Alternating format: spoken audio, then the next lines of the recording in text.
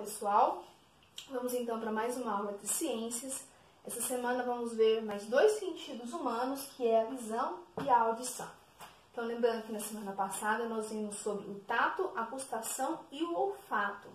E agora com a visão e a audição completa aí os nossos 5 sentidos, que nós podemos perceber aí tudo que está fora do nosso corpo, tudo bem? Então primeiro falando da visão. A visão é o sentido nosso em que nós percebemos, formamos imagens, né, daquilo que está ao nosso redor. Isso se dá na presença de luz. Então, as imagens dos objetos, elas vão ser captadas pelo nosso olho, né? Já eu explico a estrutura do olho e como que ocorre essa formação da imagem e a interpretação dela pelo cérebro. Então, o nosso olho ele vai captar essa imagem. Para isso ele conta com toda uma estrutura muito delicada que vai ter aí essa função de captar a luz, deixar a passagem de luz entrar, formar a imagem no fundo do olho, na retina, depois ser enviado para o cérebro que é interpretado, tá bom? No livro de vocês, nas páginas que eu vou enviar para vocês têm aí na página 182 e na 183, né, falando da estrutura do olho e de como é feita a formação da imagem. No caso dessa daqui, eu pedi para vocês copiarem, tá bom? Como resumo, que é como se forma a imagem, a gente tem aí o sentido da visão. Então agora eu vou explicar para vocês as partes do olho e como que nós formamos a imagem, tendo aí então o sentido da visão, tudo bem? Então, pessoal, essa estrutura aqui, esse esquema, ele vai mostrar pra gente como que é a estrutura do nosso olho. Então, visto externamente, nós temos aqui a pálpebra, né, que é a pele que vai regular o fechamento e abertura do olho. Nós temos aqui essa parte colorida, que é a nossa íris. A íris que possui músculos que regulam o fechamento e a abertura da pupila, que é esse buraquinho aqui ao centro, tá? E essa parte branca é chamada de esclerótica.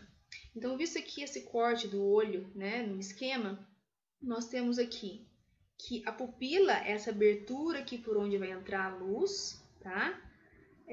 A íris aqui, essa parte colorida, como eu falei, que é um músculo que vai regular essa abertura da pupila, para ela ficar maior ou menor, e permitir mais ou menos passagem de luz, tá? Nós temos aqui também a córnea, que é uma membrana transparente por fora do olho que vai proteger este olho, tá? Visto internamente, nosso olho vai ter uma lente aqui logo atrás da pupila, que é o cristalino. Ele vai ser preenchido, o globo ocular, com um líquido chamado humor vítreo. E aqui nós temos ao fundo do olho a retina, que é onde essa imagem vai ser projetada como se fosse uma tela, tá? Atrás da retina vai ter os receptores sensitivos que vão pegar essa imagem e através do nervo óptico vai levar para o cérebro, tudo bem? Bem, agora vamos entender como que ocorre então para que a gente possa formar a imagem e assim enxergar, tá? Então aqui nós temos um objeto, né, uma mosca, e esse objeto, a gente só enxerga os objetos quando está iluminado o ambiente, tem uma certa luminosidade. Então a luz, né, proveniente, que é refletida pelos objetos, que vejam as setinhas, né, elas vão entrar no nosso olho através da pupila, que é aquele orifício, né, aquela bolinha preta do olho, vão atravessar o cristalino, que é a lente, e o cristalino vai focar essa imagem lá no fundo do olho, que é onde tem a retina. Aqui mostra, né, o objeto ele é focado de cabeça para baixo, tá invertido. E aqui na retina, então, vão ter os receptores desse estímulo luminoso, que vão ser levados pelo nervo óptico até o nosso cérebro. Aqui na parte posterior do cérebro, vai ser processado essas informações. E aqui vai acontecer, então, o cérebro desinverte essa imagem, né? Coloca ela na posição correta. E assim é que a gente consegue, então, perceber os estímulos luminosos e eles são interpretados pelo cérebro. Tudo bem? Então, vocês viram como que o olho funciona, como que a imagem é formada. O olho, o funcionamento do olho é semelhante ao funcionamento de uma máquina fotográfica, tá? Então tem a pupila que faz o papel, né, por onde entra a luz. Na máquina fotográfica nós também vamos ter o orifício que entra a luz. E a pupila, ela se abre e fecha de acordo com a luminosidade. Então tem até um experimento interessante que eu deixei como opcional. No final da página 183, não vamos fazer. Então, é um experimento que a gente faria em sala de aula, se tivesse com as aulas presenciais, né? Aos pares, com os colegas. Mas dá para vocês fazerem sozinhos também. Como vocês podem fazer sozinhos? Vocês vão precisar de um espelho e de uma lanterna, que pode ser a lanterna do próprio celular. Então, o espelho pode ser o espelho do banheiro ou algum outro espelho que vocês tenham, tá? Vocês precisam de um ambiente com pouca luz, mas que dê para vocês enxergarem ainda. Então, pode ser assim, durante o dia com a luz apagada, a janela um pouco fechada, tá? Porque vocês têm que observar o olho de vocês. Então, vocês vão pegar o espelho, né? Vamos supor que o livro é o espelho. Vão ficar de frente para o espelho, né? Num ambiente com pouca luz. E vão observar bem como está a pupila de vocês. A pupila é aquela parte preta, né? Que na verdade é um orifício, um buraquinho, tá? Por onde a luz entra. Então, aquela bolinha preta do olho, vocês vão, diante ao espelho, observar como que ela está, o tamanho dela, tá? Depois, utilizando uma lanterna, vocês vão iluminar o rosto de vocês, né? A luz tem que vir no olho mesmo, né? Não diretamente no olho, mas iluminando o rosto, já tem mais luminosidade no ambiente, né? Então, vocês ligam a lanterna e vocês vão perceber o que acontece com essa pupila. Então, quando tem muita luz no ambiente, a pupila vai se fechar, vai ficar bem menor, para que entre menos luz no olho, tá? E quando o ambiente está pouco iluminado, a pupila fica bem maior, ela abre, dilata. Então, a gente tem para permitir a entrada de mais luz, para que a gente possa enxergar, tá? Eu deixei a questão da página 183, de olho no tema, pergunta assim: por que você acha que os oftalmologistas utilizam colírios para dilatar a pupila quando querem examinar o fundo do olho, tá? A resposta para essa pergunta é que com a pupila dilatada, esse orifício que a pupila fica maior, então o médico pode examinar melhor. Ele pode, então, visualizar melhor dentro do nosso olho, tá? Do que se ela tivesse pequenininha. Geralmente eles jogam luz, né? E a pupila fica lá dilatada, e isso incomoda até um pouco, tudo bem? Então, isso é sobre a visão humana, tá? O sentido da visão. Última coisa, né? Nós temos células, aquelas células no fundo lá na retina, né? Que vão levar a informação até o cérebro, manda a informação para o nervo e o nervo para o cérebro. Nela a gente vai ter duas estruturas, os cones, que são sensíveis à luz, e os bastonetes, que vão distinguir as cores. Então, nós temos 3 tipos de bastonetes, que vão distinguir as cores azul, amarelo e vermelho, tá? São as cores primárias. E a partir dessas 3 cores, então, a gente vê tudo que é colorido, né? A partir só dessas 3 células que distinguem esses 3 tipos de cores, tudo bem? Passando então agora para a audição. A audição é o sentido que vai perceber os sons. Os sons são vibrações. Então, quando eu faço um som, deixa eu fazer um som aqui, ó. Eu tô batendo essa caneta na lousa, tá fazendo um som.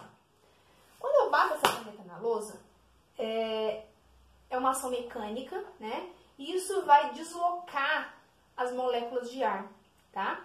Então, quando eu bato aqui na lousa, isso tem um efeito de deslocar as moléculas de ar próximo aqui, e isso vai se propagando de uma molécula para outra. Como se fosse efeito dominó, né? Você empurra o primeiro dominó e vai caindo os dominós todos. Então, assim é o som. Quando eu faço um ruído, isso desloca as moléculas de ar aqui, nessa região, e vai passando de uma molécula para outra. E isso chega aos nossos ouvidos. Quando chega aos nossos ouvidos têm todo um mecanismo para conduzir essas vibrações, amplificar essas vibrações, e depois isso vai ser enviado até o cérebro, que vai interpretar esses sinais, tá? Então, tem aqui esse esquema no livro de vocês, tá? E a partir deste esquema também, eu vou explicar agora para vocês, então, como que o nosso ouvido capta essas vibrações, capta esses ruídos, e como ocorre, então, com toda essa condução até chegar ao cérebro, tá bom?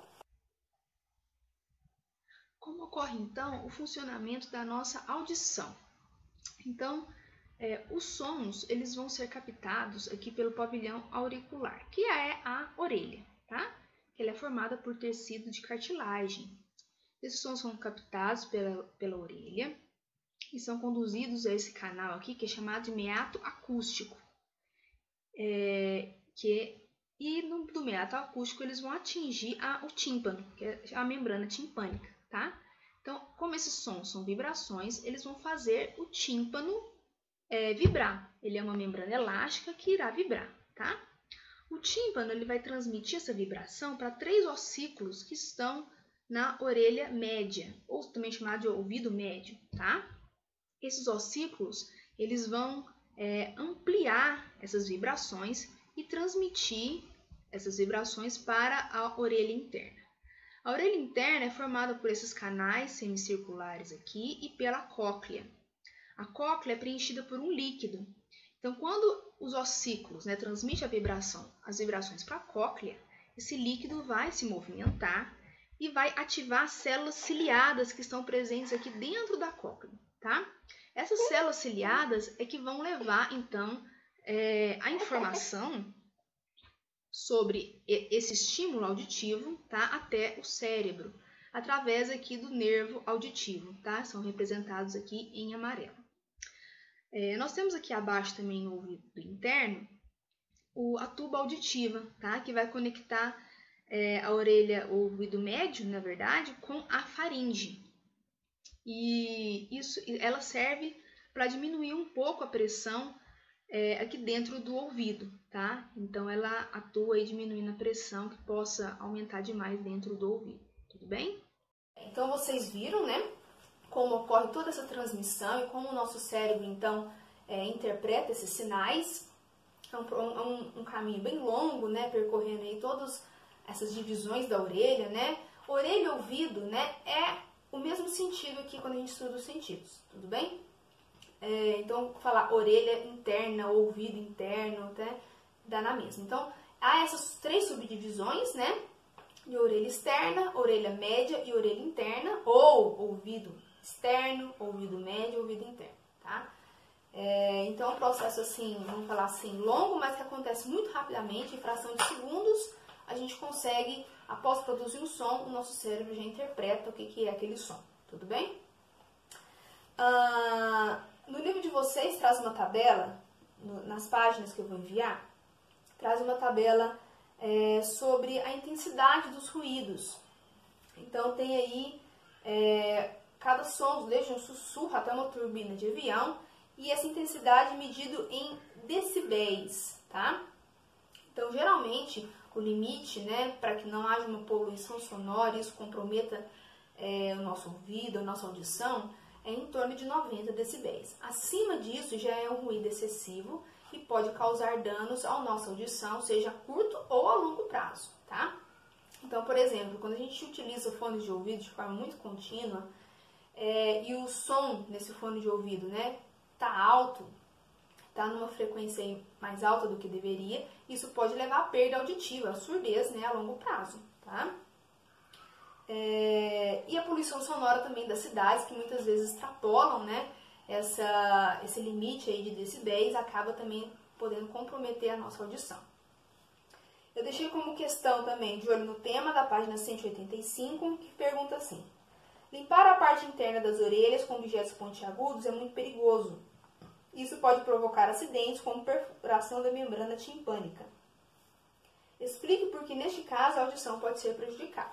Então, essa explicação é de acordo com a função da membrana timpânica, né? Ou tímpano. Tímpano e membrana timpânica é a mesma coisa, tá? Então, se eu perfurar o tímpano, como que isso afeta a audição, né? Então, volta lá na explicação, qual é a função do tímpano, né? Para que dê a propagação aí desse sinal, essas vibrações, tá bom? Vocês vão fazer também a página 186, as questões 2, 3 e 5, tá? Na questão 2, é um pouco de uma resposta pessoal, mas tem que dar as explicações aí. Ele pede para vocês escolherem um animal e imaginar como seria o dia desse animal em relação à manutenção da vida. E como que a visão, né, seria essencial para a sobrevivência desse animal. Então, escolhendo um animal e nesse animal que vocês escolheram, como que a visão afeta na sobrevivência dele, tá?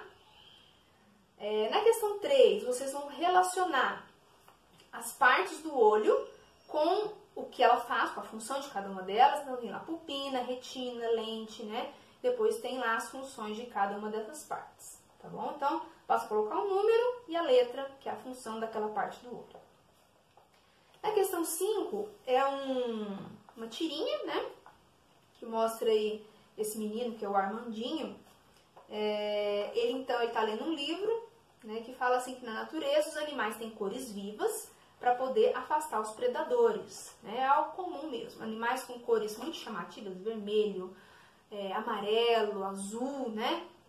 Eles podem ter toxinas muitas vezes na pele deles e se um predador come eles, acaba se intoxicando. Então, esses animais, eles têm essas cores vivas, servem de alerta da presença de toxina neles, tá? Aí o menino vai e se pinta todo de colorido para tentar evitar o pai de pegar ele, né? Provavelmente para dar bronca e tudo mais. Só que como não funciona, né? Porque, enfim. Aí o menino fala, né? Fica longe de mim, seu predador daltônico, né? Ou seja, um predador que não enxerga que eu tô colorido, não enxerga as minhas cores, né? E tá se aproximando de mim, tá bom? E aí na letra B, ele fala, né? Que tipo de células da retina deve ter sido afetada pelo daltonismo. Então, o daltonismo é uma doença em que a pessoa não reconhece algumas cores, não consegue diferenciar algumas cores, né? Ali na faixa entre o verde e o vermelho. E aí ela tem, né, nessa doença, problemas nas células que reconhecem as cores, né? Então, quais são essas estruturas, né? Quais são essas células que eu falei há pouco tempo, né? Só voltar um pouquinho o vídeo ou ler no livro, e na página 183, essas células que reconhecem as cores. Bem, então é isso as questões de hoje. Se vocês tiverem dúvida, mande mensagem no WhatsApp, tá? E bons estudos para vocês, tá bom? Até mais!